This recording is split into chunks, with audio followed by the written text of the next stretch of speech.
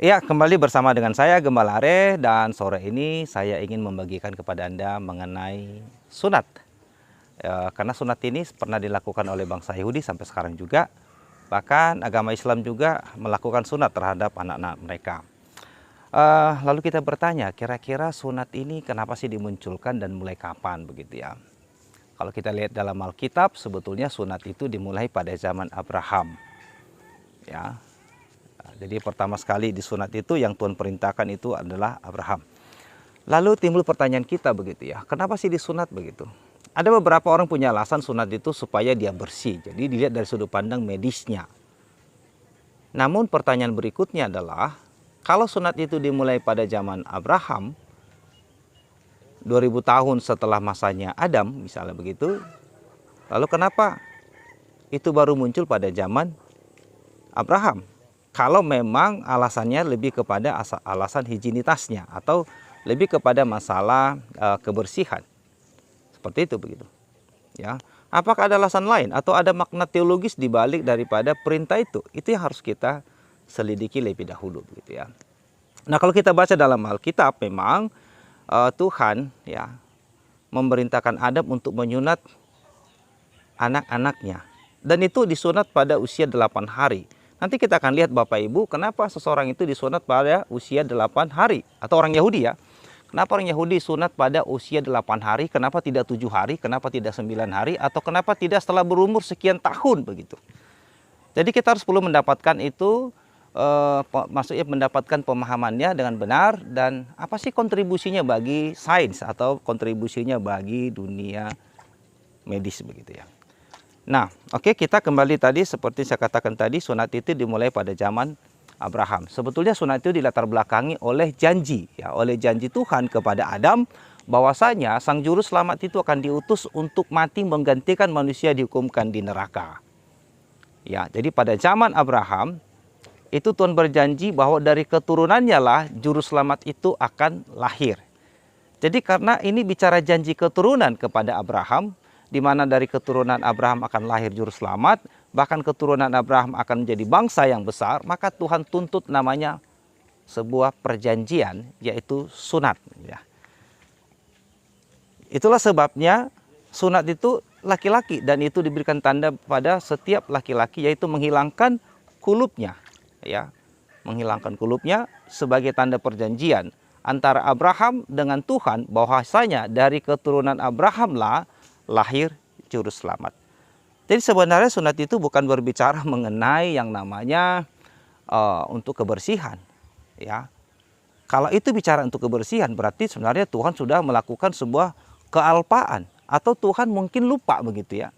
Tapi itu tidak masuk akal begitu ya. Tuhan tidak mungkin lupa atau Tuhan tidak mungkin lalai dalam hal itu. Tetapi yang lebih tepatnya adalah ada makna teologis di balik daripada perintah itu. Apa makna teologisnya? Saya katakan tadi Bapak Ibu bahwa Tuhan berjanji kepada Abraham bahwa dari keturunannya bangsa-bangsa akan diberkati. Itu berkat apa? Itu adalah berkat rohani, di mana dari keturunannya akan lahir juru selamat begitu. Selain itu Tuhan juga memberkati keturunannya menjadi bangsa yang besar, bangsa yang dipakai Tuhan untuk menghadirkan Mesias juru selamat. Jadi sekali lagi sesuai dengan Kejadian pasal yang ke-17, bahwa tanda perjanjian antara Allah dengan Abraham itu adalah sunat. Ya, bahwa dari keturunannya akan lahir Mesias juru selamat. Dengan demikian sunat itu berlaku sampai kapan? Tentu sampai juru selamat itu datang. Begitu juru selamat datang, maka perjanjian itu digenapi dan sunat tidak dibutuhkan lagi. Ya, sunat tidak dibutuhkan lagi, saudara. Jadi kalau ada orang hari ini disunat, ya itu agak rada-rada membingungkan juga begitu. Kenapa begitu? Lalu timbul pertanyaannya adalah kenapa mereka disunat pada usia 8 hari? Menurut saya tahu ya secara medis bahwa anak-anak yang lahir pada, ya setiap anak-anak ya umur 5 hari, protombin itu mulai ada dalam dirinya, ya, protombin, saudara ya. Pada usia 8 hari atau hari ke-8 setelah kelahirannya, itu protombin itu dia meningkat luar biasa, yaitu 110%. Sehingga ketika terjadi yang namanya pemotongan kulit katan itu tidak mengalami pendarahan yang signifikan.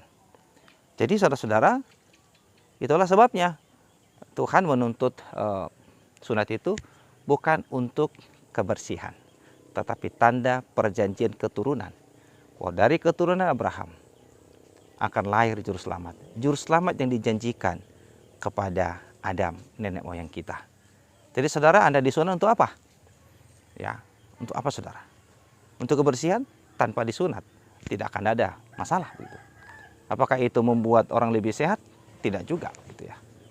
Jadi justru kulup itu berfungsi untuk tetap menjaga kelembapan daripada penis laki-laki gitu ya. Jadi yang lebih dikedepankan itu adalah lebih kepada masalah kerohanian ataupun teknologisnya. Karena itu adalah tanda perjanjian antara Allah dengan Abraham, bahwa dari keturunannya akan lahir juru selamat.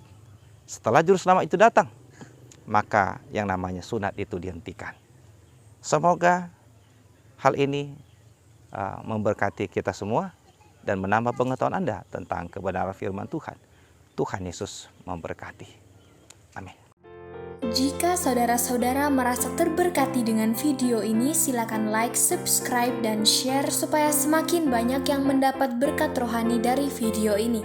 Tuhan memberkati dan Maranatha.